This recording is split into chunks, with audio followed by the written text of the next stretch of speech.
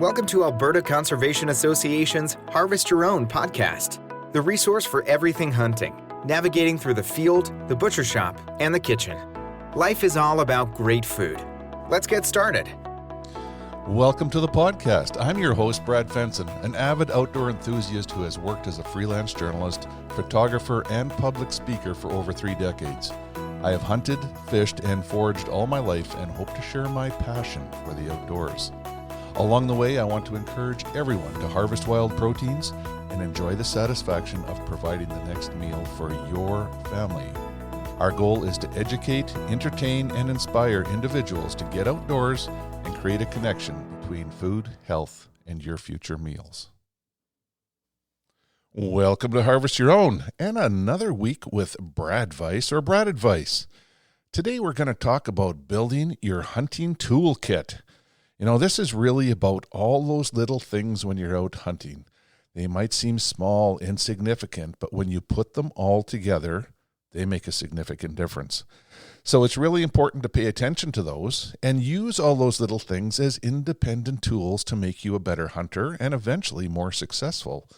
You know, there's a lot of things you can do, and you start by the areas you hunt in. The more times you visit a specific area, the more intimate you become with it. The more you understand it, you know it, you understand the habitat. Pay attention to where the tracks are. Where are they bedding? Where are they feeding? You start figuring stuff like that out, and it's the information you need to know where to set up. Are they going to be in the field to feed before the end of legal light? You know where to set up. Are you going to try to catch them heading back to bedding areas in the morning? You already know where those trails are and where the tracks are, where they've historically been moving. Paying attention to little things like the wind. You know, the wind is really important. Deer don't miss much. Even at several hundred meters away, they're going to smell you if you're there. So paying attention to the wind is always important. I always like to say, if you're exploring a property, walk into the property with the wind on your nose. Do a big loop and come out on a different trail on the far side of the property. Every time you explore new stuff, you become more familiar with the habitat. You learn a little bit more about where the animals are moving, and it just makes you a better hunter in the long run. Pay attention to the sign. Do you see any rubs? Any scrapes? That's a really good indication that there are bucks there. Go up and inspect them. See how much damage they did to a tree. It'll tell you how big they are if that's important to you. You know, if you want a big mature buck, they leave the sign to tell you they're there. And of course, the scrapes are important too. If you're actually out hunting pre-rut and during the rut, those scrapes are calling cards. That's a buck leaving his sign or his card for the does and say, hey, I'm here. You know, and then the does leave scent there as well that the bucks come back and check for, and they can track like a bloodhound. So when a doe comes into estrus and leaves a urine in a scrape, that buck will be able to follow her tracks and scent her for miles if she travels miles.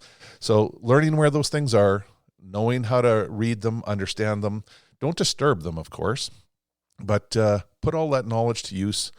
The game trails, the scrapes, the fresh tracks, you know, create a mental inventory of it. But now take it one step further and put it in your toolbox. How do you do that?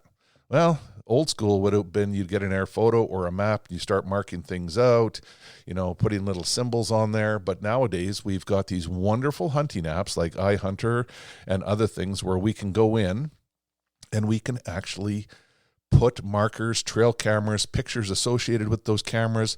We can mark trails that we walked on with the distance. All of those things are great information. And when you build a map, it becomes part of that toolkit to help you decide how to approach a property on a specific day. You know, if you want to walk with the sun at your back, the wind on your nose, there's ways that you could potentially do that. That information will be critical to you being in the right place to not disturb deer and making sure you see them before they see you.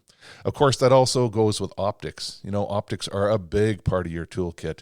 And what I like to say is basically you never take more than 2 or 3 steps before you stop and glass again. Every time there's a little bit of new country open up ahead of you, stop and glass it. It's amazing how much more you'll see. And when you see those deer or those elk or those moose before they see you, it really gives you the upper hand. So optics are key. Use them. Don't just hang them around your neck and walk around with them.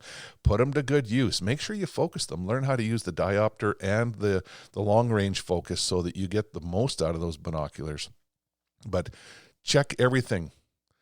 Behind the trees, out in the open, it's sometimes the most obvious are the hard to see. And of course, they're extremely well camouflaged. So learning how to detect color, shapes, movement. Sometimes it's just the flicker of a white under edge of a tail or an ear or a white throat patch that you see. But learning to teach your eye to look for those things is really important to actually add to your success. Back to that mapping tool in your app. You don't have to do it while you're there, although it's really easy to put down a track. For a matter of fact, you can actually go into ABHuntLog and track all of those activities. It makes it really easy to go back and go to your dashboard and see where you've been, what you've experienced, where it's happened, what you've seen on those trips. You can log whether you've seen rough grouse, deer, does, bucks, moose, whatever it is. You put it all into that database, which is allowing you to be part of citizen science, but it is really a hunting diary for you that you can go back and check on to help formulate a plan for your next trip out. And that is really crucial to your success. So figure out what apps you'd like to use, check out the ABHuntLog, and put them to good use so that the information adds up to more success. It's all of those little things that you put together that really make a big difference in the end. So the more information you add, the better prepared you are, and especially for changing conditions. The wind is important. We talk about walking with your nose into the wind. If you've gone into the property every time with a northwest wind, it's pretty easy to figure out. But what happens if you get out there and the wind is blowing from the east? Well, now you have a different plan of attack. You have to come in different. You have to approach those game trails different. You have to get to your blind differently so that you don't spook or let everything know that you are there. So again, using that app gives you a visual reference so that you can see it and know it and all the rest of it. And again, use everything possible to find or bring deer in and or other animals. And what would that include in your toolkit? Well, we talked about optics and the importance, but how about talking to them? Dr. Doolittle might have been onto something here. Use a call. Talk their language. See if you can draw one out into the open, or maybe even draw one right up to you. We've put out some segments on how to rattle deer. Rattling antlers are a great set of tools for your toolkit, and smashing them together is really a challenge to a dominant buck in the area saying, hey, we're some big guys here fighting over your does, and they're going to not appreciate that. They're going to take exception, and they often come running in looking for a fight to put up a challenge, to let everyone know that they're the king in the area and that he's not going to tolerate any of the lesser bucks dating any of his does. So rattling antlers can be key, but take some calls with you too. A grunt, buck grunt is also a very good call to use. A snort wheeze can be very effective, and it certainly draws the attention of deer. If you've got a buck running across the field or his nose is down, he's going across, and you snort wheeze at him, you can stop him in his tracks and give you a chance for a shot opportunity, or maybe even draw them over to yourself. A number of different calls. There's also the doe bleat and the fawns. Some of them are a little tin that you turn upside down and they bleat at you. Some of them are the old-fashioned ones actually have rubber bands on them that you blow on and get them to create that bleating sound. But rattling antlers and calls are very important. It's how deer communicate, and it allows you to enter into their realm and not only just look for deer, but potentially bring one out of cover into the open for a shot potential, or even better yet, like I said, bring one right up to you. I always say when you set up, make sure you're very careful, do it wisely, because always anticipate a deer coming in from any direction. Rattle hard, put those antlers down, pick up your firearm or your bow, be ready, be on high alert, have your ears fine-tuned for any noise. And, those bucks can come crashing in pretty quick, make it obvious. 9 times out of 10, though, they're going to try to circle around downwind and get your wind before they come in. Same with moose and elk whenever they're coming to you.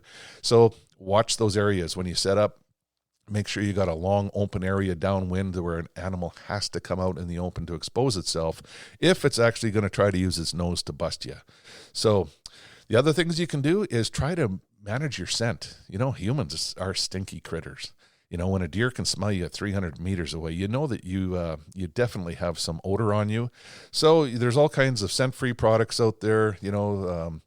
Wildlife Research Center has their Scent Killer Gold and their shampoo and laundry detergent and sprays and all that. Of course, you can put that to good use. And if you don't have that particular stuff, it's just simply managing your hunting clothes, where you put it in a plastic bag with a spruce bough and put it on when you get into the field, can make a big difference.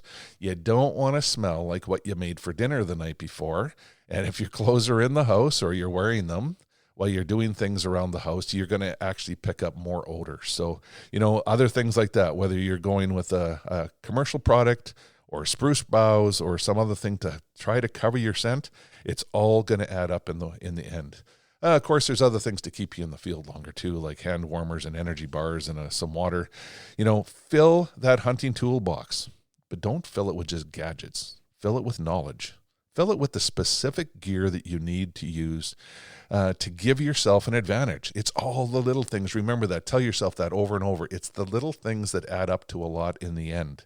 Stay positive and know that those deer will show up, and that will allow you to be ready.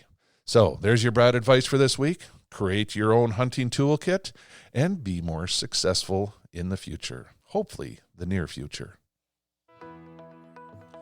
We hope to inspire people to reconnect with nature and appreciate where your food comes from by harvesting your own.